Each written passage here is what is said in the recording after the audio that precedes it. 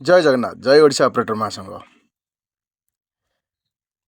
भाई मैंने आमर पारादीप रे जने ऑपरेटर भाई उपरे अन्याय करा जायछि तांको मारणात्मक आक्रमण करा जायछि ए बाबद रे गोटे केस टे मध्य दिया जायछि कहिबार कथा होछि ए जो केस टी को आपस बुझामण रे समाधान करिया पई बस्तिले उभय पक्षरु सेठी विचार करा जाउतला से विचार गोटे पार्ट मैं आपन सहित शेयर करिया पई चाहिबी सेठी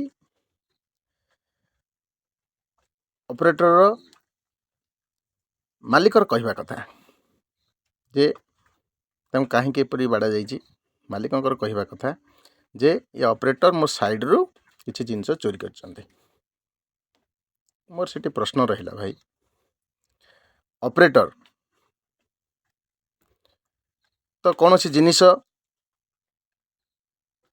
बकेट रे पोकलिंग रो बकेट रे नहीं तो नहीं करी कौन सी जगह खाली करी आसी परिबो नहीं कदापि आसी परिबोनी तापरे तापाई निश्चिंत भाव में गाड़ी आवश्यक ता सहित जो जगार गाड़ी खाली होची से जगह गाड़ी पठेला किए सुपरवाइजर अच्छी मालिक भी कथा मानिले सुपरवाइजर अच्छी एठी समस्त इनवॉल्व अछंती सबुठार बड़ कथा होची बिना चालन रे से जगह कौन सी जिन बाहर को बाहर करा जाई परिबो नाही ऑपरेटर काम होला गाड़ी तास पाखरे लगा जिवो ऑपरेटर तार लोड देवो माल कोड खाली होबो से जिनस सुपरवाइजर देखिबे ऑपरेटर एठी कोन देखिबार अछि ऑपरेटर से बाबद किसी जानिबार ही नहीं को गाड़ीटा कोटी की जाउची खाली होउची से कोन जाई अनलोडिंग पॉइंट रे देखुची से देखियार नहीं किंतु एठी ऑपरेटर को संपूर्ण रूपे दोषी करा जाई तांका ऊपर मारणात्मक आक्रमण करा जाइछि मु सेठी गोटे कथा रखिया पई चाहिली मालिक को बुझिया पई टिके चेष्टा कली देखंतु महाभारत जुग रे जेतेबेले युधिष्ठिर एवं दुर्योधन दुई जन को भितर किए राजा हेबो ए विषय रे द्वंद्व चली रही राज्यसभा दुई जन उपस्थित हेले से समय गोटे केस टी आसी पहुँचला जे 4 जन व्यक्ति मिसी गोटे लोक को हत्या करछन्ते दुई जन राजकुमार को सुजोग दिया गला जे से माने न्याय करिबा पई जेहेतु दुर्योधन सान थिले तेणु करी प्रथमे दुर्योधन को सुजोग दिया गला दुर्योधन निष्पत्ति या नेले जे जेहेतु ए माने हत्या करिसंती तेणु करी ए 4 जन को हत्या करा जाऊ समस्ते खुशी ही गले माने फांसी दंड दिया जाऊ समस्ते भी दुर्योधन जो माने संपर्कित से माने समस्ते खुशी ही गले जे नाई दुर्योधन ठीक न्याय करछन्ती राजा होबा पई से योग्य जेहेतु ए माने हत्या करछन्ती तांको बदल रे मानको फांसी रो दंड दिया जाऊ ए मानको आ बंचवार कोनसे अधिकार नाही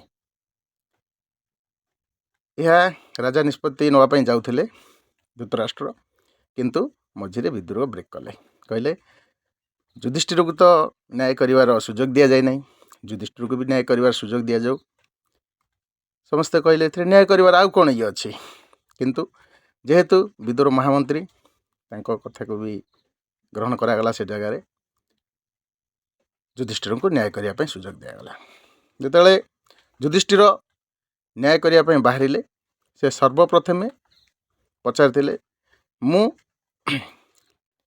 4 जनकर वर्ण जानिया पई चाहूची बोले जाति जानिबा पई चाहूची के केउ कैटेगरी रो सेटा उडे जानिया पई चाहूची एठी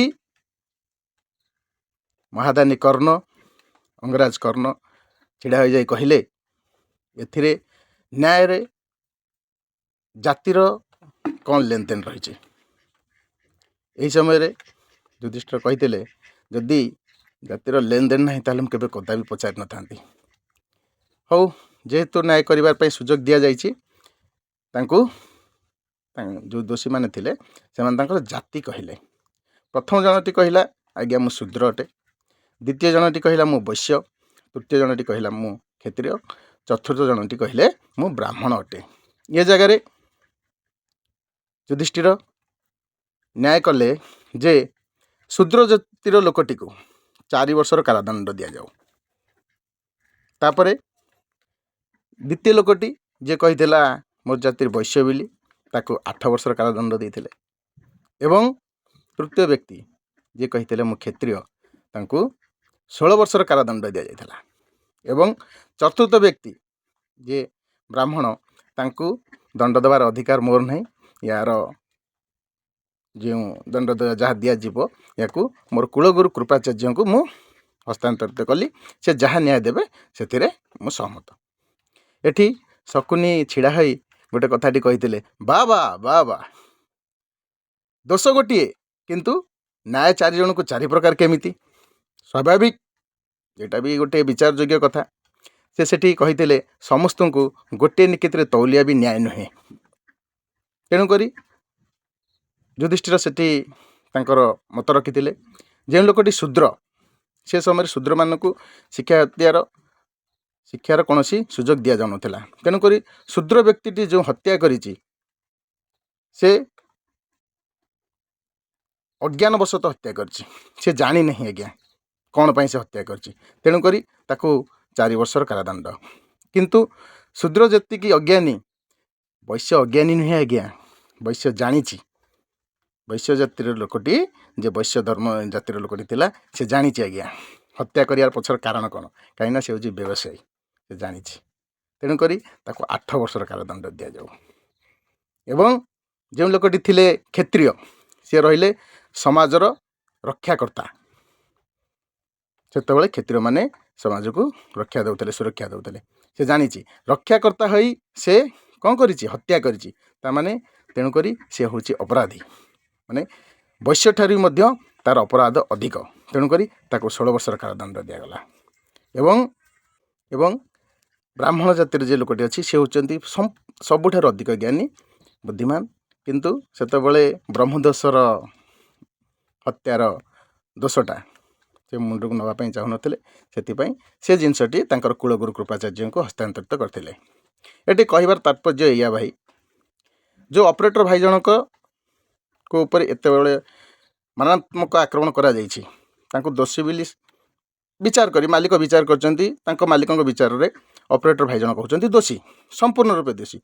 तेणुक जो सार दंड देइचंती माड़ मारिचंती मारात्मक आक्रमण ता सहित तांको एमिति माड़ मरा जायछि ऑपरेटर को कहवा कथा पाखापाखि 1.5 घंटा पर्यंत बाड़ाई बाउंस फाड़िया हाथ गोड़ सब फ्रैक्चर अच्छी। ता सहित तांको पानी पकईकि माने से बेहोश हो गला परे पानी छाटिक मुह को पुणी मरा जायछि।